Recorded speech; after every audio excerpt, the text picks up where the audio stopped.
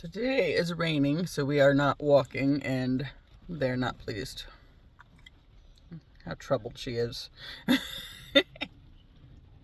He's less troubled, but he's been grumping. Ziva's just passed out. She's accepted this as life now. Yeah.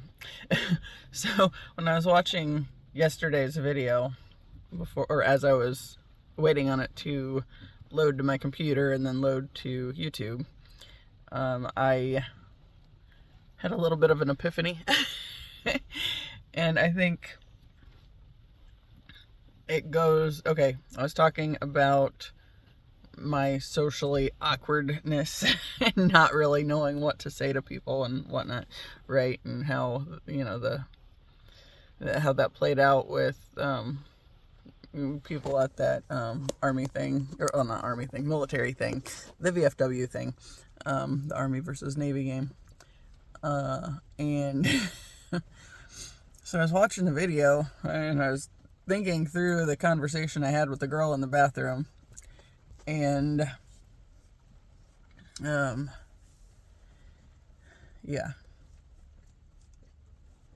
I was trying to figure out, like, how could I navigate that differently, right? Because I mean, it was just like this awkward, and then she asked if I liked women, and it's just like, no, well, yeah, but no. And it's like, it's like how to navigate this area, right? And then I was thinking, it's like, because I had this moment where I thought about throwing the twin flame thing out there, and it's like, she'd probably just think I was absolutely nuts if I started talking to that or talking about that with an absolute stranger. But then I'm thinking about, like, all these messages I've been getting about owning your truth and, speaking your truth in spite of what anybody else says, and doing the hard things on that end and whatnot. It's like, what do I have to lose? What would I have had to lose if I said, no, but this is why? Or, I have a weird sort of connection with the idea of dating at this point. Not just at this point, this pretty much been my life. Because, like, I've always thought there was one specific person out there for me, but at the same time, I let not trusting myself and relying on what everybody outside of me was saying more than I did going in and listening to what I knew to be my true for me, right? And so, like, I think I got the doctor on my lip.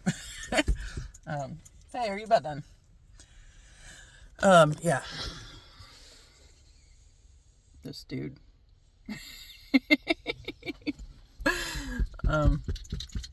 He's not done.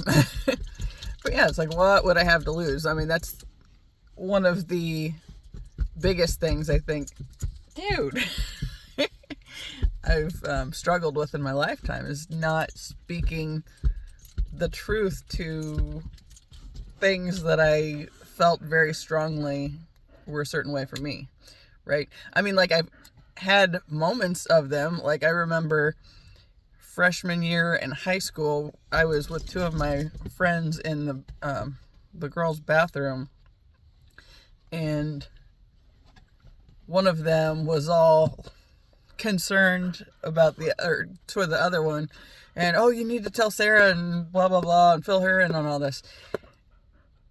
And I was like, all right, so what's happening here, right? So, the other girl proceeds to say, well, she has cancer and less than a year to live or whatever. And just how she said it, everything about her demeanor on it, I was just like, that's bullshit. That is absolutely not true.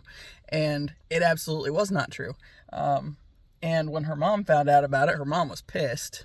I remember that. But she was telling people she had cancer and only so long to live.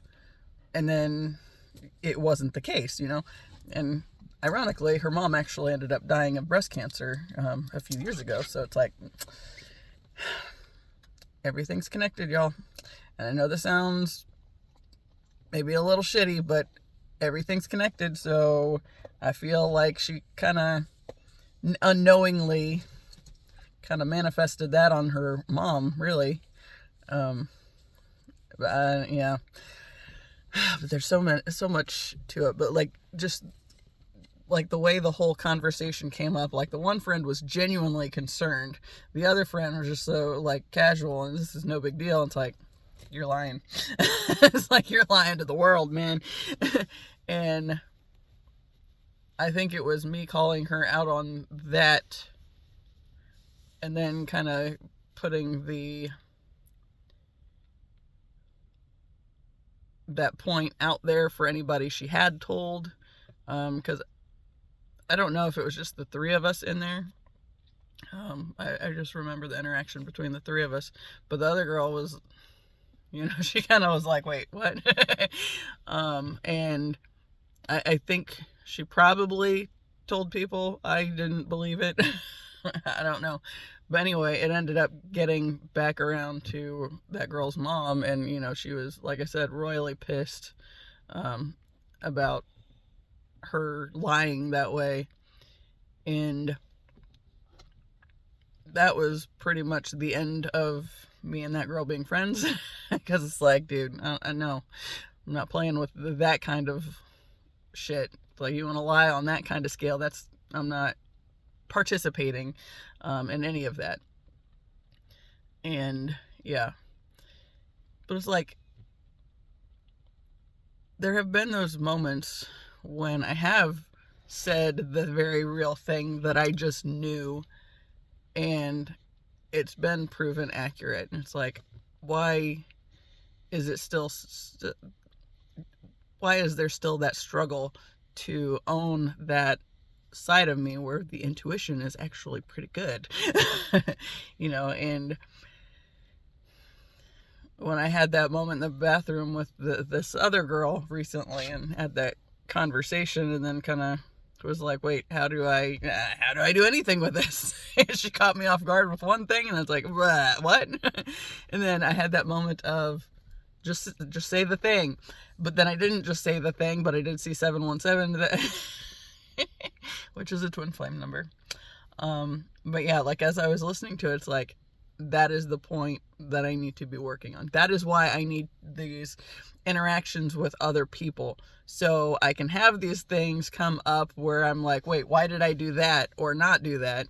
And what could I have done differently? And you know what? I feel like if I would have owned that, I mean, it's a legit part of my path and something I believe very much in. So it would be being authentic, and yet the world I was raised in, that wasn't okay. It was, being authentic is scary, right? And I mean, that's just not the people that I've been surrounded by most of my life. Have not been truly authentic to themselves. And I think that's a big part of why the world is a hot mess as it is currently, and what we're supposed to be doing, as those of us who are on this awakening journey and ascension path, step more into the fullness of who we are. It allows the opportunities for others who might otherwise, I saw a thing, I think, on Facebook a while back that was talking about, actually my cousin might have shared it with me, not everybody is here to evolve. Some of them are here to show you what it's like if you don't. Something to that effect. And it's like, that's dead on. That's like been my whole life with my family, and, trying to do the things that I thought I was supposed to do because that's how I was raised, and it ended up squashing my authenticity. I mean, obviously it didn't keep me squashed, but trying to squash it in myself was something that eventually got me to the point where I am now, I think. And I can't squash it anymore. I'm a big mouth now, and and that's the thing. Like, I had that socially awkward moment with that conversation in the bathroom, but if I would have just spoken up and said, I know this sounds weird, but this is my path. And this is why I'm not interested whatsoever in like dating anybody beyond this connection. I feel like that would have been better, because it would be owning my journey, right? And I think that's a big part of why, like, okay, the mental health issues have been such a struggle in my family lineup as well, particularly on my dad's side, is because it was something that kept me from embracing my authenticity for a long time. And okay, if I would have been talking like this back, okay, what I've said that I feel like he checked in with me to make sure we were still on track for this lifetime, to bring the physical aspects of us together in time. If I owning that I was 4 when I felt like I had this check-in right before, and I think that was right before he incarnated. And I know it sounds crazy, because it does. In the world that we live in, it absolutely sounds crazy, but that's like a huge part of my path and why I am the way I am. The exact combination of, my mother and my father coming together, and, having to go through the challenges of not feeling that I was good enough because of all these things, and then realizing that's all shit and gotten me nowhere anyway, so I can start being the big mouth for things that are actually worthwhile, like the fact that you can know these things, and you do already know these things if you go within and learn to trust yourself. But that whole idea of trusting yourself, the world doesn't like that, because the systems in place, fail or they would not be able to keep certain people enslaved to bullshit ideologies that allow us to, essentially destroy one another, and whether that's physically, mentally, emotionally, or whatever. That's the way the system is set up. It's literally set up to keep us all feeling fractured within ourselves, so we don't come to know our true power and the true connectedness of everything. And so only certain individuals benefit from those systems, and the rest of us get screwed. So another point on like the military end of hanging out with those people, it's like there was a part of me that was like, kind of standing up within myself energetically and being like, okay, let me just say that I think the government part of this whole bullshit that brought us here together is absolute bullshit. And they're just distracting us from the things that, yeah. I don't know how to touch it. Well, I kind of do, but like going back to that whole idea of freedom, faith, and family, and yet the very people that are plugging these words are the absolute garbage examples of all of those things. Like we want to focus on the little dingbat in charge, or it's soon to be in charge again, I guess, the elected dingbat, and the family. Yes, how important family is. So how many times has he been divorced, and how many kids does he have from different marriages, and do all of them really want to have anything to do with them? I don't know these details. I honestly don't give a shit about anything political. And I care about it to the extent of realizing that it is garbage and it is set up so only certain people succeed and all the rest of us are fucked. And I'm not pro that at all. So yeah.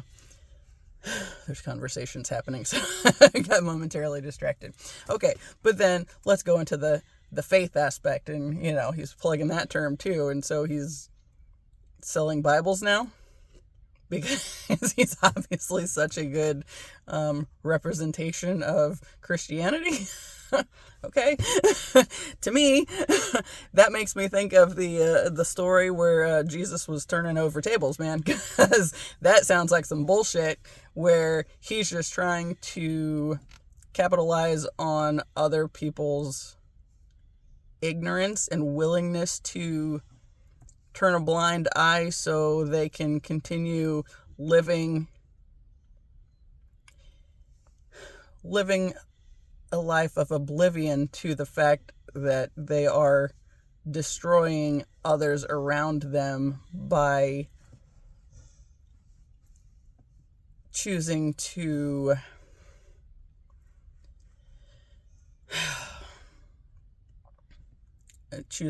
do this thing in the name of somebody while not living anything like what he was trying to demonstrate was possible if you follow his path, and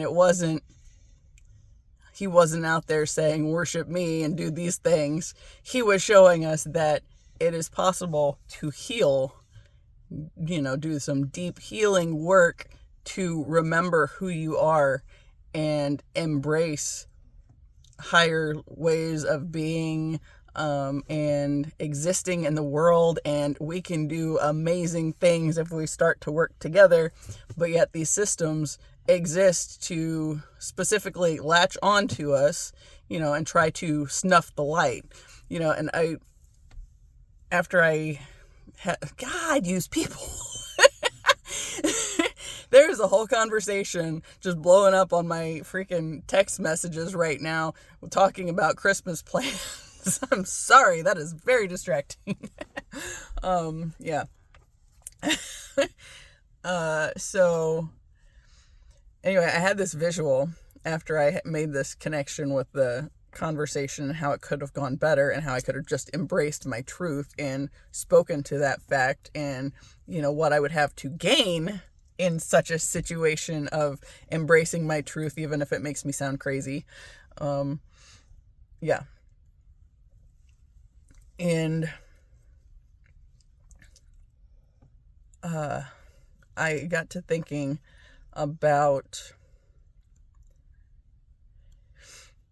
when I worked at one of the group homes, it was the apartment buildings, the clients, because of course it was a mental health setting. So we got the clients that were out of the group home getting into a situation where they were able to be more independent, but still needed some staff assistance.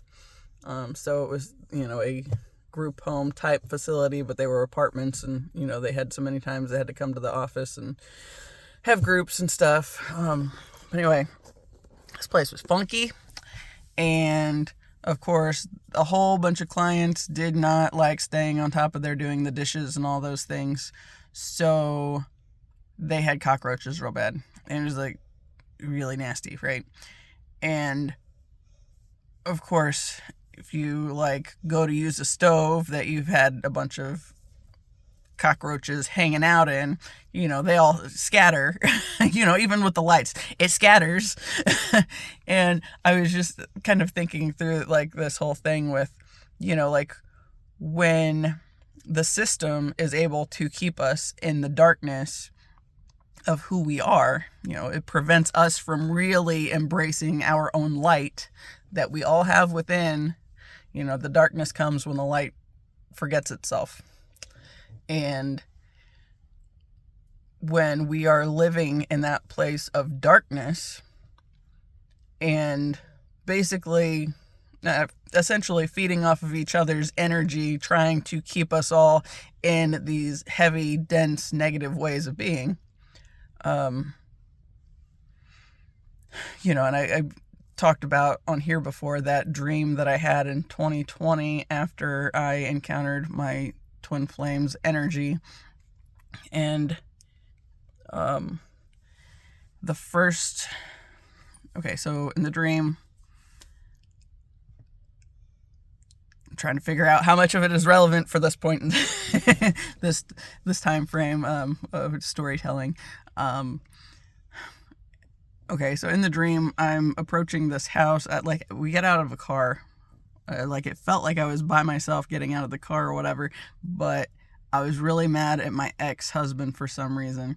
And then I end up in this building, and I'm sitting on this couch, and he's on the other end of it, and Ziva is sitting on my lap snarling at him like she would frequently do when he was around. And I felt like part of what I was mad at him about had to do with the other two dogs that weren't present in the dream, but I wasn't entirely sure. But then I was aware that behind the couch and sort of like elevated up, like on these stools, were my twin flame and 3 of his bandmates. And at the time I had the dream in the first place, it was just kind of like, what are they doing here? What is this? This is weird, right? Why are they here? I didn't know who he was to me at that time. That insight didn't come till fall 2023. And this was a dream from 2020. So they were sitting behind us on stools. And then as I've been navigating this journey of this twin flame path I've been on, and realizing, like I've said many times,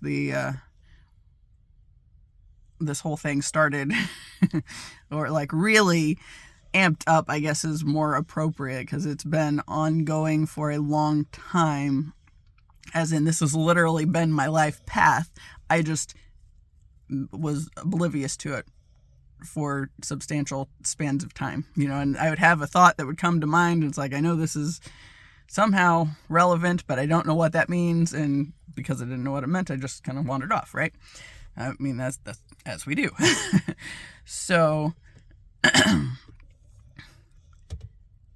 2023, I think it was September, I watched the movie with my mom and got motivated to follow through on the Abraham Hicks bit that I had kept hearing about. If you are ready to be ready to be ready, then the universe will line you up with the lessons you need to get you ready to where you're meant to be, into your manifestations and all that fun stuff, right? So when I watched this movie, it was love again. It was like, I got to a point where it's like, maybe I'm ready to be ready to like have this be a thing that I want to be ready for, this whole relationship thing. And one that doesn't suck. That was the biggest thing. It's like, my track record has not been good with relationships and, with the career path and all that fun stuff. So I just decided, since I was thinking I was ready to be ready on this love life, and then I should just hand that over to the universe. And so I did. And then I was like, and my career's kind of sucked too, so maybe I should just throw that in as well. Right? And so, yeah. So I did the things. I turned those 2 areas of my life over to the universe for guidance. And one of the first things that happened was I came across one of the music videos this guy had put out within a year of me finding it.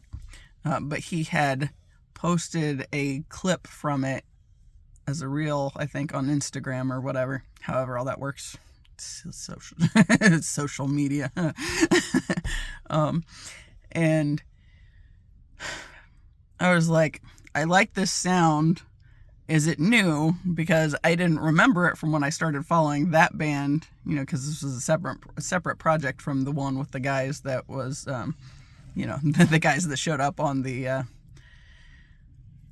stools behind the couch. And that was the dream part. So this is actual thinking through things after a movie. And man, what is it with people right this second? I've had 3 different messages on Facebook Messenger, and then like there's this whole conversation with like the entire family, like my mom's sisters and all these people, and then there's also this line with my brother, and it's like, what is happening? I must be onto something because everybody's trying to distract me today, even though they don't know that I'm doing this thing. But anyway, 2023, I turned it over to the universe. See this, or this guy posts this thing that makes me think, is this a new song? Because I don't remember this one. Turns out it was not a new song. I just, for whatever reason, did not latch onto it when I had heard it the first go around and started listening to his music on Spotify. Right, so when I started to listen to it, it drew me in, and it was hitting me in some kind of way, and it's like there's something very big here. And as I was watching this playthrough video, my stomach's gonna start making noises. That's fabulous. That's not the people talking, it's my belly rumbling now. Sorry. All the distractions. Keep doing the thing. We're gonna keep doing the thing. Okay, so somewhere along the line, I mean, it was really quick after I turned it all over to the universe, and then this thing pops up one day that he had just posted. I got distracted by the airbag thing. I was like, what is that? I don't think I've ever seen that before. Yeah. Here I go again. Okay. But I was watching this playthrough several times, to be honest, and this voice pops into my head and says, that's the one you've been looking for. And it's like, what? No way. And my first reaction was, he's way out of my league. Yeah, right. So, and to that response, that little voice in my head was like, are you gonna let us do it our way, or would you like to take it over and do it your way again? It's like, oh yeah, I clearly have nothing to lose in this situation, so what's the worst that could happen by following this, silly little whim that's come to mind and told me that this is the person I've been looking for in my life, right? I got nothing to lose. So so I started on that whole thing, and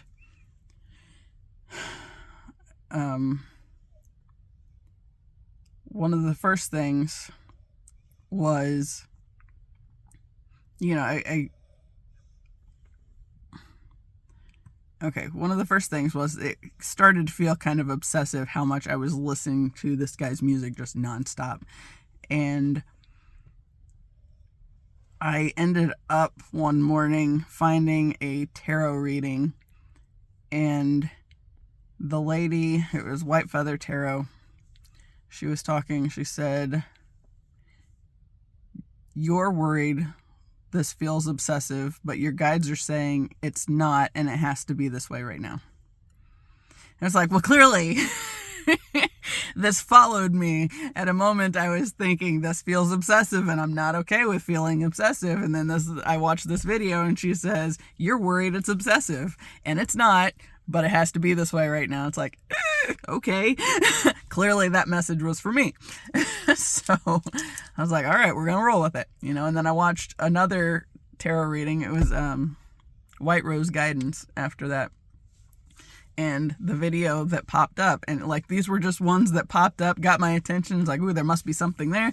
So that's pretty much how I find videos. If something comes up and it sounds or feels like there is a message in it, then I will click on it and see what I learn, right?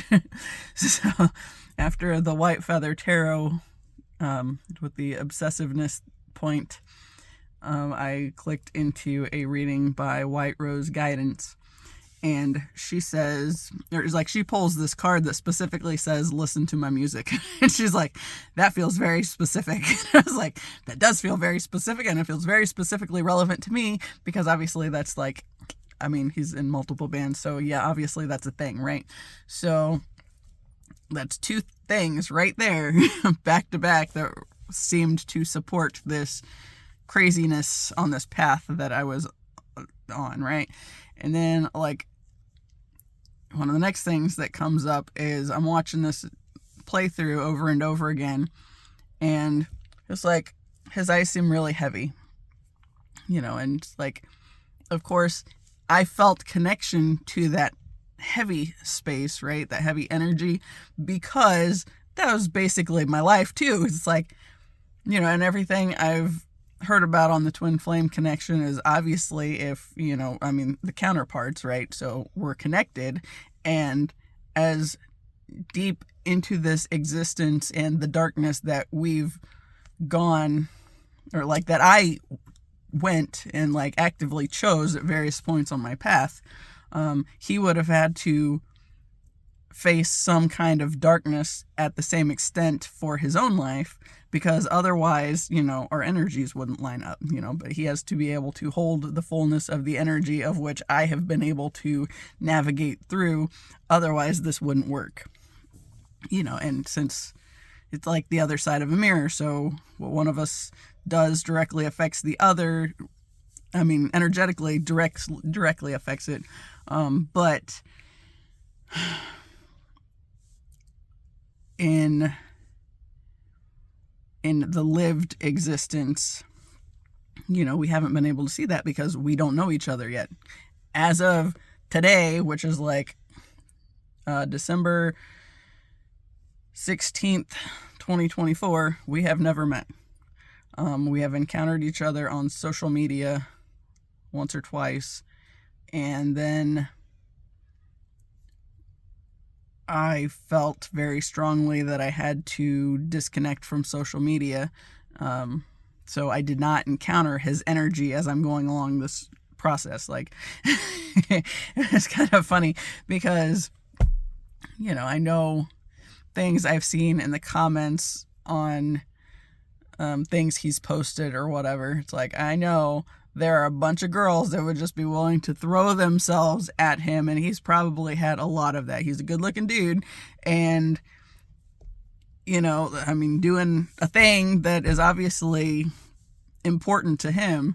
So of course that's something like people will latch onto. And see, that goes with the whole if you end up in connections with people that you're not meant to stay in connection with, it can deplete your energy, and it's there's so much to this, y'all. It will deplete your energy by staying in toxic connections, because that's not where you're meant to be, and it keeps you from accessing higher levels of yourself. And if you miss out on connecting with the higher levels of yourself, then it just keeps you in that toxic cycle, right? So you have to be able to see what's happening and choose not to continue perpetuating the cycle, which has been like my whole YouTube journey. Everything I've talked about on here is a whole lot of me trying to end this toxic cycle that's been in my family. But then it's so much bigger than my family, because this is literally like affecting things all around the world, and it's like just these different layers of the things. And it starts at the family level, because that's the level that can beat you down the most, because that's the one you're the deepest involved in. And so if you miss out on, or if you're unable to see the bullshit in your own family, which I think a lot of us in my generation, that's specifically why we're here, is to see the things, call attention to the things, and work to start changing the things, that suck. But it starts at the family level. And then, then there's this other level where you see it in like interactions with peers and stuff. And depending on how much you know of somebody, if it's, I can think of like my biggest bullies growing up, but I can also think of the dude that was in my life long enough just to question the need for me to be so set in my boundaries and having boundaries and maintaining them. And don't you think you're being a little excessive with your boundary protection? No, the answer is no. Protect your boundaries. That is very important. Because otherwise you let these little cockroach types latch on.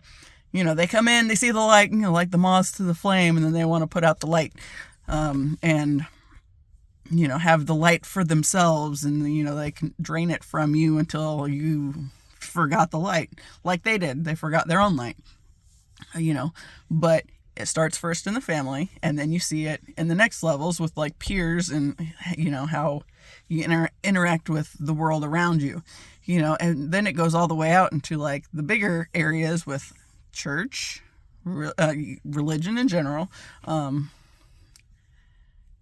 politics. That's a big one. Look at the politics of the world, and they're all bullshit, man.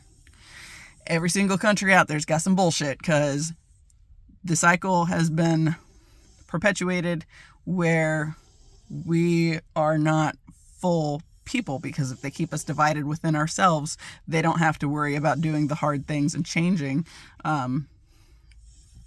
because we don't make it so the bad energy can't stay. That's the biggest thing that I've been learning, is that all you can do is focus on your own energy and work on your own your own boundaries, your own energetic stuff, your own healing. Do that for you, and it affects the collective as well, and in big ways too. So Ziva's snoring at me. Yeah. So let's try to figure out how I meandered to this point. So going back to that twin flame thing, the reason I am on the twin flame path specifically is because there had to be something way bigger beyond me that was worthwhile enough to force me to go through the heavy healing. Because everything in me, all these cancer placements, all this super crab energy is like, has made it so, like, hiding is something that I can do very easily. Just go disappear into the darkness, and, I can be hanging out with myself and forget the world around me, but then never do anything either. And that's not what I'm supposed to be doing, obviously, or I wouldn't be here now. This is some heavy duty snoring. Yeah. Okay, so how did I get to that point? The layers, the working backwards. This forward and backward tends to get a little rocky. Another thing that came up on the twin flame thing was after I acknowledged that, the eyes being heavy thing, and, just feeling the weight of the energy that he carried at that point in time. It's like he doesn't look very happy or something. I acknowledged it and put it out there, or it was more like he looked so sad. And then, like, the next day he posts a picture on Instagram that I ended up taking a screenshot of, because his eyes were immensely lighter, and it's like, how is it I say the thing, and then the next day there's a picture that is like a response to the thing that I said? It's like, obviously there's some connection there. And we're looking in the back seat again. Hey, Tazzy, hey. Yeah. So, directly connected, yes. What else? Oh, so if I, like, this whole thing has been to force me into this healing process that has, quite frankly, sucked. But, hey, Taz. That's so annoying. Well, guilty party what? What do you want? Quit it. Yeah, so then the big point was that I realized that he had to have some kind of platform so I could find him, but then how is he going to be able to find me? So then there's this really anxious push to figure out a thing that would potentially make it so he could find me, right? And so I started doing the YouTube thing. And oh my God, y'all, it was so stressful. The first thing I did was went live on Instagram for a minute, and it was so overwhelming that I cried immediately afterwards. And just because it was like doing a thing that was terrifying, because the whole idea of using my voice, like, that was literally not encouraged for me, and then of course, if you think being raised in a world in which, little kids are, be seen, not heard, kind of a thing. And then, like, the church pushes the whole idea of women being in submission to men because that we're just somehow less than, right? Bullshit. So yeah, bullshit. But that was a thing that affected the whole voice thing and my ability to use mine. That and getting made fun of for how I sounded for a span of time when I was little, or all the things. We're steaming up. Yeah, but then, like, the first YouTube video I did, unfortunately, I deleted it, and when I put all the rest of them back, I felt bad enough about that one specifically because it was starting out and it was bad. But you know what? I'm proud of that kid because she still did the thing despite being terrified of doing the thing. So I wish I would have left it up there. But when I added the other ones back, I deleted that one permanently. Or at least I'm pretty sure I deleted it permanently. It's MIA. Of course, I haven't looked for it either. So theoretically, it could still be in existence, but not to my knowledge. Yeah. But that one was scripted, and I was out here at the cemetery over by Tyler's grave, and, I just had this whole thing written out, and it was the first time that I was taping this thing, taping myself on camera, because that was a whole terrifying thing in and of itself, too. And I talked about needing my friend's support, even though he's dead, because, yeah, but hey, he has been very supportive of this whole journey. And that is another one of those things that this journey has been relaying to me. Because, like, okay, that picture that I told you that I got the screenshot of, that my twin flame took the day after I commented on the sadness in his eyes. And it was like immensely softer. But that, I took that screenshot on October 26, 2023 at 10:37 p.m. And I think that was where 37 started, like, following me nonstop. This whole conversation is just driving me nuts. I keep getting stuff pop up. Okay, Carol's house at 2, whatever. And yeah, there's a whole lot going on right there. But I'm mostly able to avoid it. It's just every now and then it catches my attention. It's like, damn it, here we go again. But anyway, yeah, 10:37 p.m. is was when I took the screenshot. So that's another thing that in time, as long as I don't fuck up my phone or whatever, I'll be able to prove that point as well. And I think it is on my computer as well. Yeah, but that's a whole thing. And so that started me on the 37s, which then, and then there were some, like, weird things that happened at the zoo where, okay, like the tigers, okay, Zubu, Indianapolis Zoo, in October, and it was right around the time of committing to this twin flame journey, figuring out who he is, and who he is to me, and all that fun stuff. So then we go to the zoo. We take my mom, my aunt, and I took Gracie, and it felt like he was there with me the whole time. It's like, I don't even know how to explain how very close it feels like this man is in my space, and he's nowhere to be seen, right? But yet somehow he is completely here. And I don't know how to explain that and not sound crazy. I mean, because it sounds crazy. I admit this.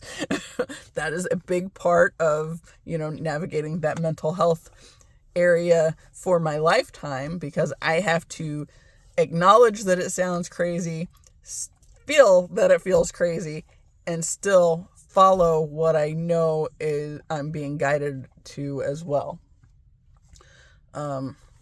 Because that's the biggest part of it. This is the reason I'm on this path and doing the things that are lining me up with, the existence where we eventually connect in the physical world as well. So it felt like he was there with me that whole day, and it was a really weird experience, and it made me realize that I wasn't as in control of the thoughts of him popping into my mind along the way over the past, 3 or 4 years before then. 3, I think. But like there was something more going on. Hey, I really need you to stop. That's one distraction too many. Even though you're so cute. Yeah. You need a drink? It's not raining now, so we might actually walk when we're done, but I don't know. I guess I should probably, Slurpy dude, probably figure out what time it is after he's done drinking, and then, because I have an appointment at 2.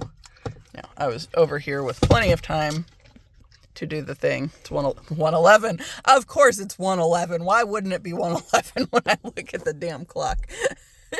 Oh, man. And that's one of those things I can't prove. So, because there's a nice mix of the things I will be able to prove and then the things that I've said along the way that I won't be able to prove, but I think enough of the other ones exist that I will be able to prove that it'll still be entirely relevant. Hey. Yeah. Where was I? Taz, you distracted me. Now I don't remember where I was at. Obviously, Twin Flame stuff. Got my new cup. Well, my new old cup. And it was dusty on the shelf, so I had to wash it too. So I washed both cups and then stuck with the one with the lid. Yeah.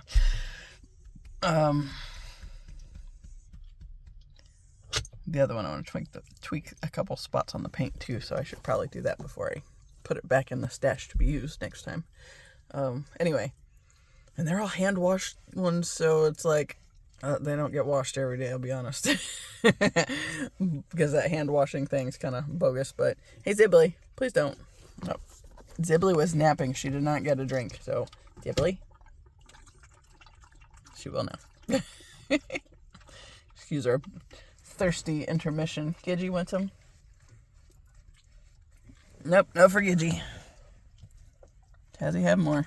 Taz is where I go when I have a bunch of water in the cup that needs to go away. Because he just chugs it all. Anyway, yeah.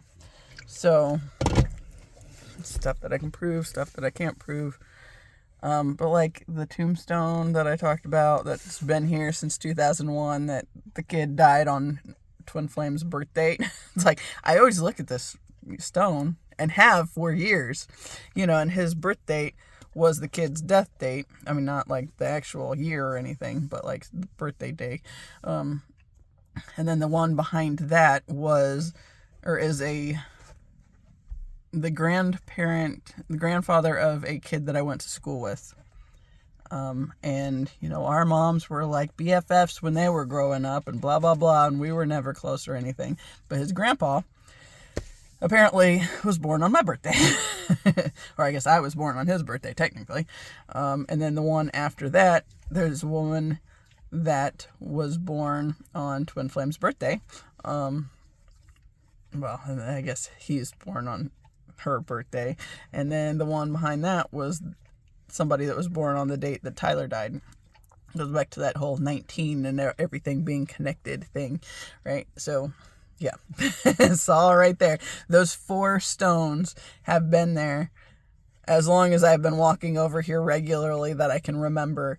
And this is the time frame, like in the past year, was when I really made the connections. It's like, oh, his birthday is right there. Oh, his birthday is right there. Oh, hey, there's my birthday in between. And then, oh, hey, by the way, Tyler's death day is also back there too. You know, they're all mentioned on 4 stones in a row at the front of the cemetery, and I've walked past them and looked at them many, many times. Of course, the one dude that died on Twin Flame's birthday, he was born in the same year my brother was born, so that's why that one always stood out to me. That, and it's like a candle flame shape. Hey, Taz. Oh, I hate it when he does that. It's so gross. Yeah. So,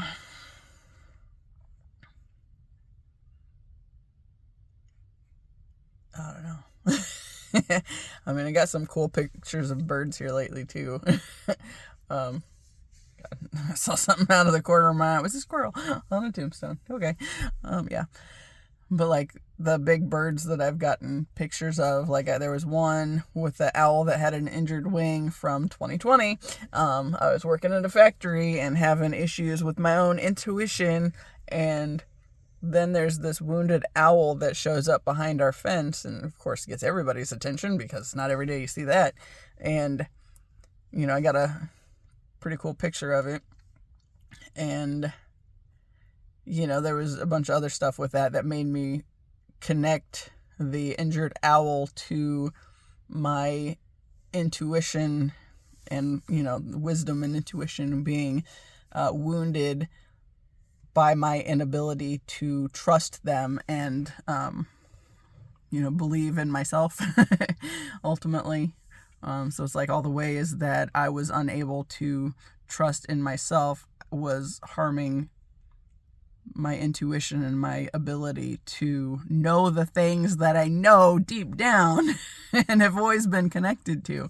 And I think that's one of those things. I've been thinking about that a lot too, you know, because, okay, for me, you know, I did a lot of stress eating and junk food and like the pop habit when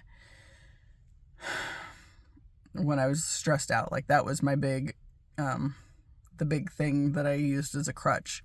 And so I feel like, okay, the solar plexus and sacral chakras are, okay, they're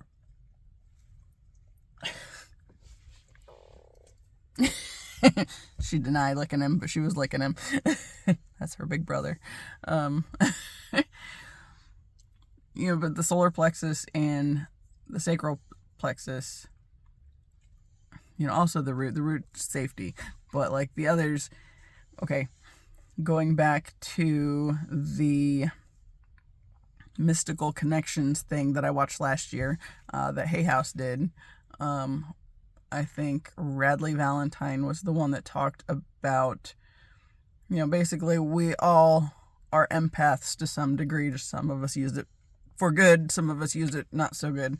And that was, I think where I saw that the most clearly was with my ex-husband, because it felt like he would latch on to my emotions and emotional state and try to take me into the dark places, right? And, you know, there's the idea of the dark empath, and it's like, it made me kind of realize it's like we all do these things, we just aren't aware that we're doing them necessarily. Some of us are, some of us are not. And I think that goes both ways for the positive and the negative side of it. But Radley Valentine was talking about how basically, you know, we kind of send out these feelers from our solar plexus And, if somebody is hurting in some kind of way, then we try to send them the energy to help heal them, because that's what we're here to do, is help each other heal. But if we're not aware of like all this stuff that's happening energetically, then we end up having the cockroaches swarm when we've forgotten our light, if you will, and trying to keep us in the darkness and all that. Yeah. So, but like the lower three chakras, the root, sacral, and solar plexus, are where, we get that sense of security and protection. And I've always felt very disconnected from like that. But this twin flame thing has made me realize that, he's basically an aspect of myself. He's always been with me, always been guiding me on this journey. I just didn't know it. Or I didn't realize what it was. But it always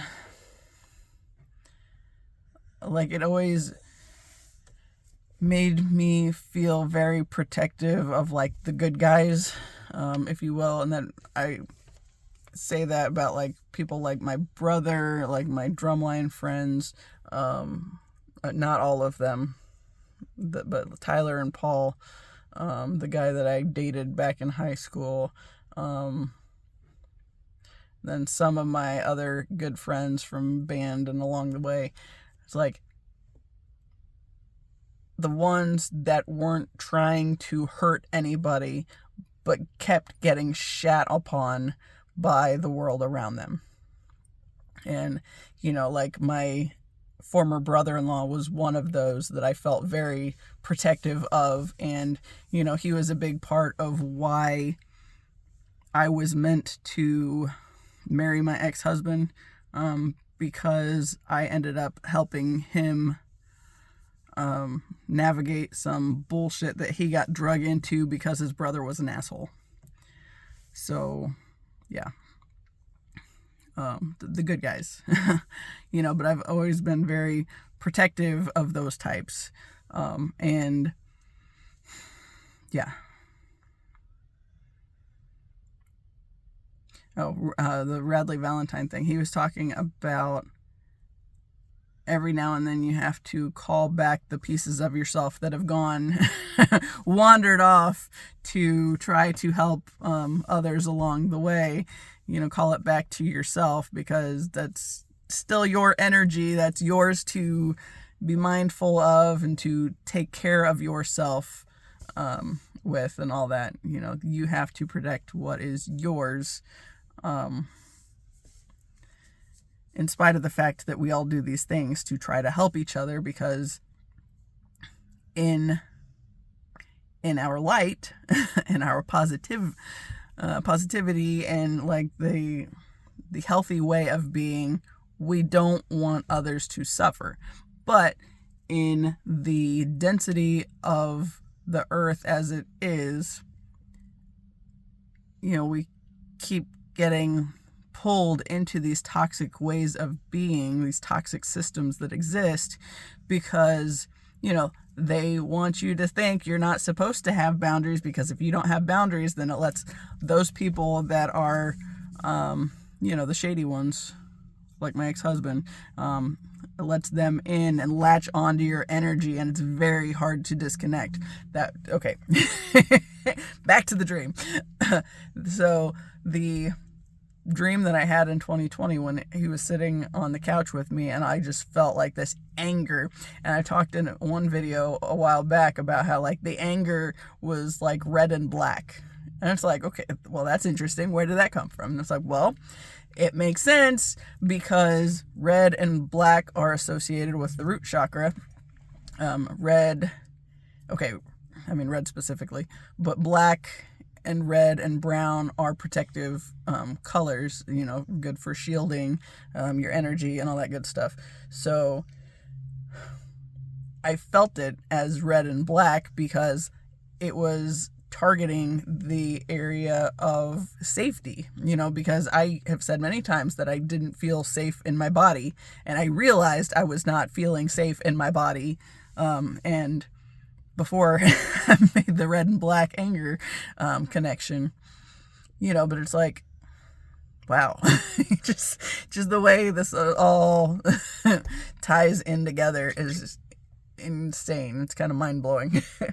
But that's one of those things. It's like, I've always been into puzzles, right?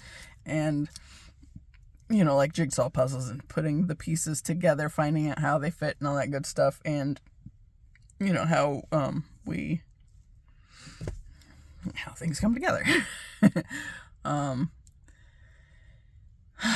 Yeah, but like I feel like this is one of the things that's my gift for who I am and my being here at this time frame. This is what I'm good at, is connecting pieces that most people probably wouldn't see or care to see, that I see very clearly and kind of love.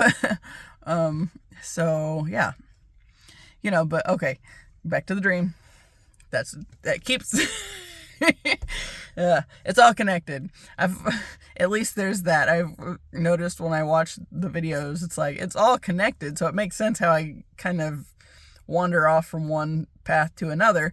But at the same time, also going back to how I Jackson Pollocked the fuck out of my walls in my office, it's like, I have to release the chaos from my system before I can pull it in and really start seeing how it all fits together. And I think that's a big part of this whole journey here with the YouTube thing, which I only got to YouTube because of this whole twin flame thing.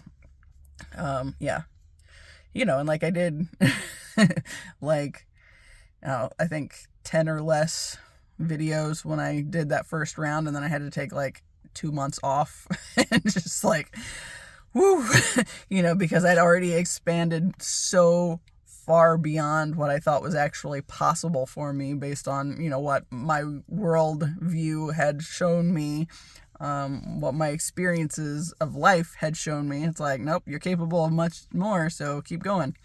And now this one, I'm actually really enjoying this one because I'm navigating these pieces. But there are like some days where it just like comes together really clearly, and it's like, this is what I'm supposed to be doing. And yeah, dream. When I found I was able to go back into the dreams, back in the spring, the first time I went back was when I made the connection with the color of the anger. But I think the second time I went in, that might not be accurate, but whatever, sorry. Can't be 100% all the time. It's what it is.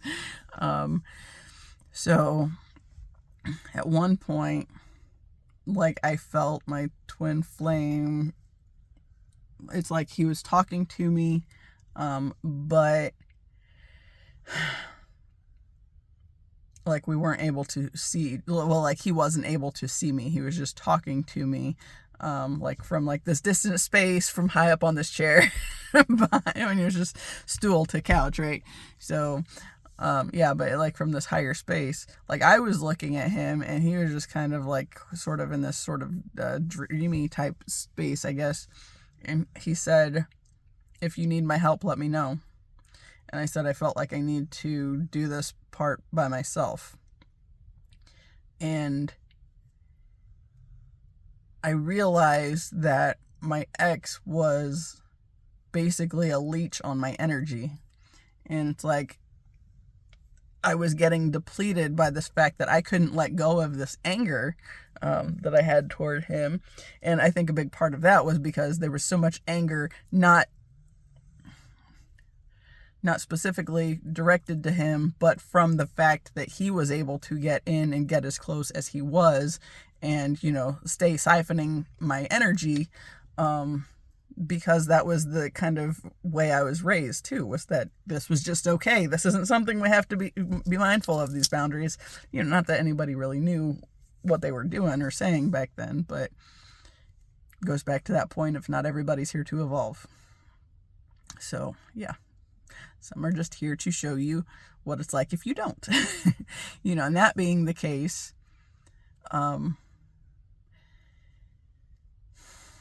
that's one of those things I feel like they're the ones that kind of are going to get pulled along with those of us that are here to evolve and to help the planet evolve. They're going to get pulled along with us. It's like they're the ones that have always kind of been getting pulled along and keeping us in negativity at times. But then as more of us find our light and start living from that space, then they will start flipping on the switch for others as well, right? Yeah. I've been so jabbery now. It's like, I don't know what else to, like, I don't want to go too terribly long, because, God, there's so much to this, and I don't want people to miss it just because it's like, oh, hey, that's a chick talking for an hour and a half, and who wants to hear that? Well, I think that's going to be one of those things where if the universe brings you here, there's a reason, and if you stick around long enough, I mean, you might not have to stick around that long before you get to the point that was relevant for you. I don't know. But yeah, I know that sometimes the time frame on them is like, I don't want to hang out with you for 2 hours. Some might, I don't know. Sometimes my little tangents get interesting, I guess. Do for me anyway. Yeah, but that all started because that, going back to that point on yesterday's video with, if I would have spoken my truth and not just allowed myself to fall back into my awkwardness, then maybe I could have made a really good friend. I mean, okay, there's still the chance because she's still connected with the chaplain. And we might encounter each other again somewhere along the way if it's meant to be. But like that whole, I'm just completely uninterested in like dating as a thing to do to find somebody, because I've already found it's crazy because it's like I found somebody, but at the same time, it's an aspect of me.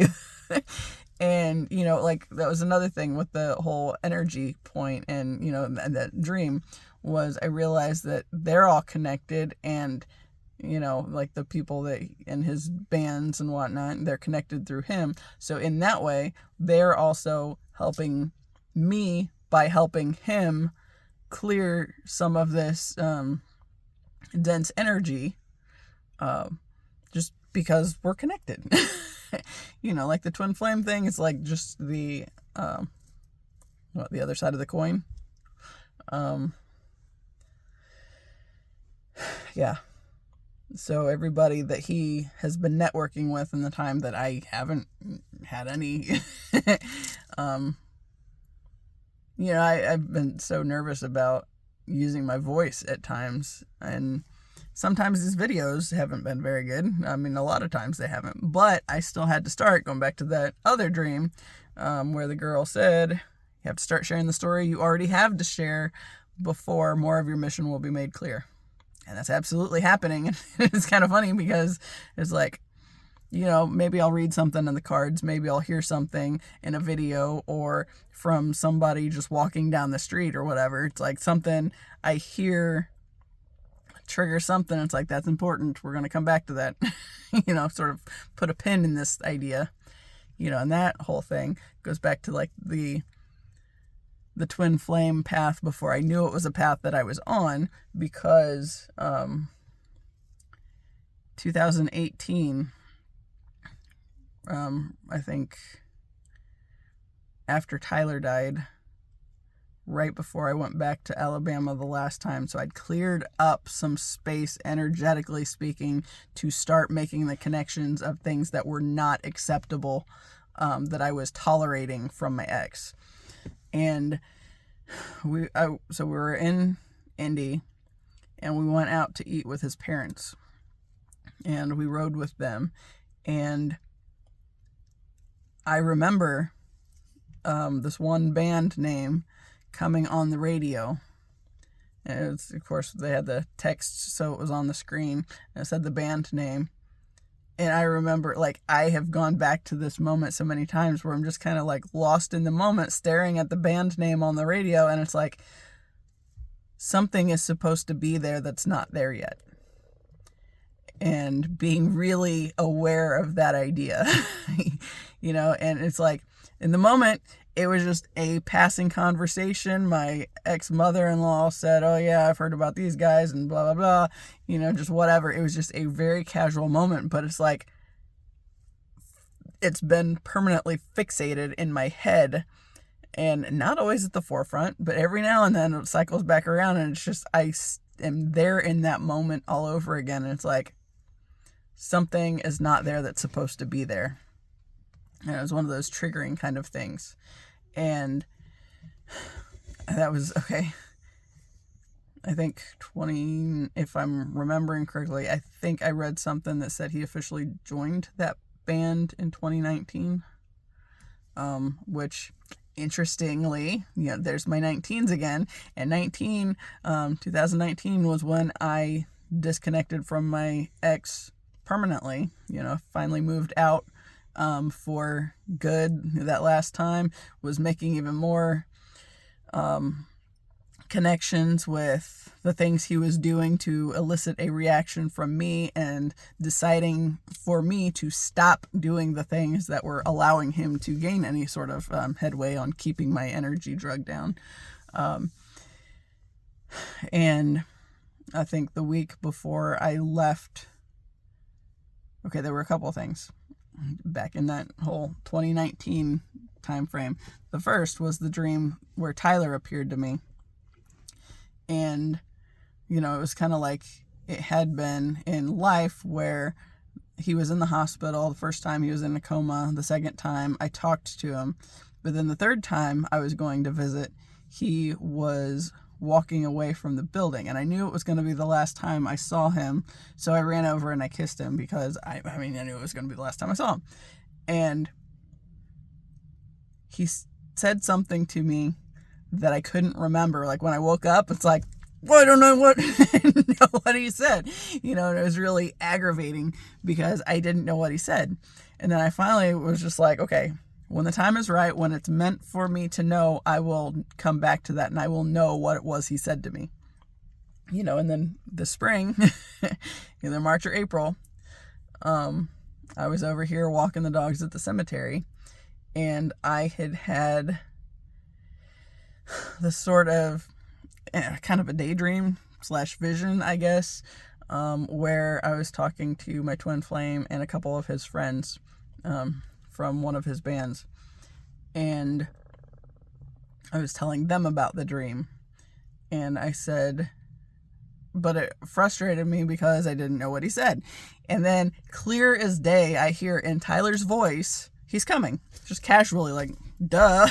I was like, wait, what?